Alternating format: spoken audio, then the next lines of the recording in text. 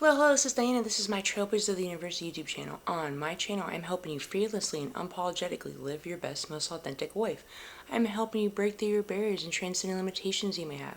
If that sounds good to you, make sure to hit those like and subscribe buttons. On April 19th, 2023 and April 20th, 2023, we have a very special cosmic event in astrology. We have a solar eclipse in Aries, and it's also known as a hybrid solar eclipse. So the topic of this video is going to be 5 things you should know about the Aries solar eclipse, April 2023. What is a solar eclipse? Solar eclipse is when the moon passes between the sun and the earth. So normally a solar eclipse is like a portal for change and spiritual transformation, or transformation in general, but especially in a spiritual aspect. This particular event is a hybrid eclipse. Hybrid eclipse is rare because Earth's curvature brings out some of the sections of the eclipse pathline and the darkest part of its shadow. The moon will actually block out the sun as it shifts from a total solar eclipse to an annular ring shape as the moon's shadow moves across the earth. So it is said that it will appear to look like a ring of fire in the sky. That should be interesting. So you might want to check this out. So the last hybrid solar eclipse we had was in 2013. And we won't have one again until 2031. It's a very significant, very rare event. So from a spiritual aspect, I think of the balance between two worlds. You know, it's kind of bringing the shadow to the surface, the shadow and the light together. So we could think of it old earth, new earth, maybe more ego living from the heart space. Also balancing masculine and feminine energy as well. So the first thing you should know about the Aries solar eclipse, April 2023, is we're going to see a lot of merging timelines, DNA upgrades, more ascension codes are going to come in.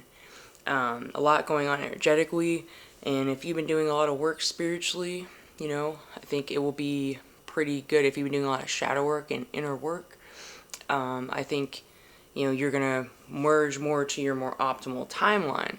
But I think if, on the other hand, you haven't, not to be negative or anything, but I think some people might find this more chaotic because it's going to bring awareness to things that are not in alignment with your optimal timeline of or the shift in frequency the Earth's going through, right? I think you're going to have more awareness to that. There's going to be situations presented to you where you'll have to make decisions, and it's going to make an impact on, you know, the timeline you're going to shift to. So just be mindful of the choices you're making, and even if you make a choice that wasn't the best, you know, timelines are always shifting, so just try to think, feel, and act like someone, like your highest version, your highest self, right? So you can shift to the optimal timeline. And whatever inner work you do, healing, just making more aligned choices in general. There could be a lot of chaos going on, but, you know, choosing peace over chaos in a lot of situations where you can. And, you know, it might be better, I think, even to spend more time alone during this time to really reflect on everything, how you can improve yourself and shift to the most optimal timeline. Veil is also thinner during this time.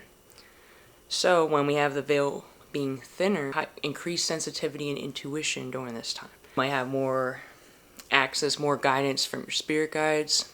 Some people even communicate more with those from the other side when the veil is thinner. If their eye is opening more, if it hasn't already, it's going to be even more.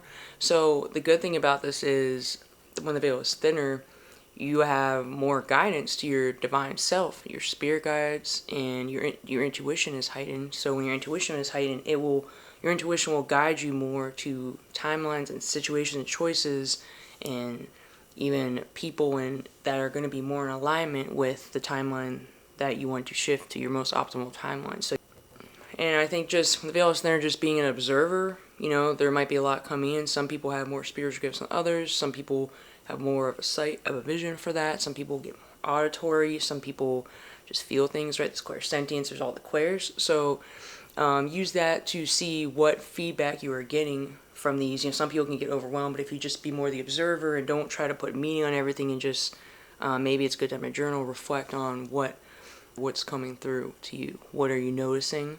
Are the messages you're getting?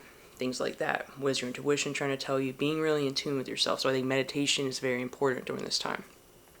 Number 3, there's a lot going on with the karmic energies. It's a time of death and rebirth. I mean, more of an end of karmic contracts. More karmic energies are going to be balanced. Karmic debts are going to be paid. Some people are going to reap more or reap the rewards, the good energy and karma you're putting out. Some, you might see some people struggling more. Remember, a lot of the karma is from past lives, not all of it's from this life, but we have a mix of both, right? So it is said that the karmic energies are going to be a little more balanced. Karmic contracts are ending, so I think allow the changes. There might be some people that are more toxic in your life that you have karma with from this life, past life. Could be family members, relationships, friends. So when we have contracts coming to an end, it could mean splitting ways. It could mean forgiveness. It could mean settling some of the karma, resolving it, clearing it. So think about anybody you have that you probably have some karma with that you need to work through. Maybe toxic patterns, anything that you have a toxic pattern with, people in particular, that's usually a sign. So how can you resolve them? Some of it's just setting boundaries. Some of it's cutting people off. Some of it's forgiving. Some of it's creating a healthy relationship, a healthy energy dynamic, especially with family members. So just try to think how you can improve that connection or clear some of that karma. So then we won't have to keep reincarnating again and dealing with this again and again in the next lives. If you believe in that, that's what resonates with me. But either way, it's good to clear karma and resolve it, regardless of whether you believe in reincarnation or not. It's still, I think, a good thing to work on, and you'll see your life improve when you try to have healthier patterns or relationships with people. And putting good energy out, because you get back what you put out. Number 4, so as I said, it's a period of death and rebirth. So I said we're ending karmic contracts, clearing karmic patterns. So when we have a period of death and rebirth, some people might experience more of an ego death. Some people, as you're letting go of the old, you're bringing in the new. Some people might have a little bit of an identity crisis because you've let go of some of the old, things are changing. People are shifting out of your life. People are vibrating out of your existence. Situations are vibrating out of your existence. I heard this expression with the solar eclipse that says things and people are going to eclipse out of your life, kind of like vibrate out of your life, which I thought was interesting way to put it, to symbolize the eclipse. So it could be you're having a clean slate. You might have some chaos, emotional triggers as people are leaving your life, maybe toxic relationships, toxic people. It can be hard sometimes. We even grieve that. So it just seeing what comes up, being aware of your triggers, and know that when you're letting go of the old, you're bringing in the new. So the period of rebirth is good. Change is the only constant, right? So as we continue to prove ourselves, we're going to find it's going to come to the surface with the veil being thin, what doesn't resonate anymore. People, it could be jobs, it could be habits, anything like that.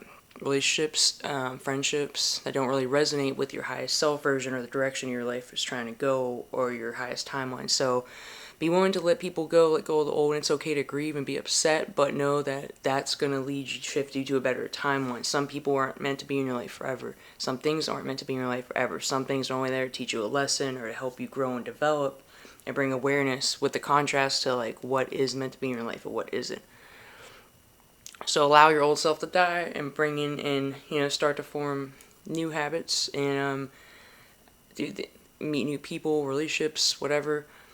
You might be stepping more into your life purpose, and just allow this process of rebirth to happen. The more you allow it, the more you're not resisting the flow of life, and the more you'll bring in new opportunities and things that are in alignment. And people with our alignment.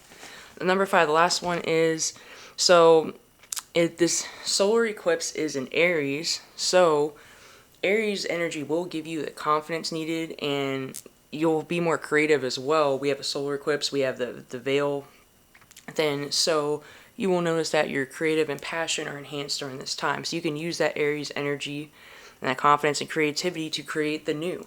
And remember, even if it is chaotic, there is still divine order in chaos, and I always say chaos is a great breeding ground, even suffering, for even going through tough emotions, for creativity. So you can use that energy for your projects, for any new projects, for any, I call it being an alchemist, transmuting some of that negative, some of it. This might be a tough time, they're going through a lot of emotions, letting go of things, having an identity crisis, ego death, that could be a lot. Just allow yourself the time to process that, and I think it would be good to journal stuff too, and you might get a lot of creative inspiration for this.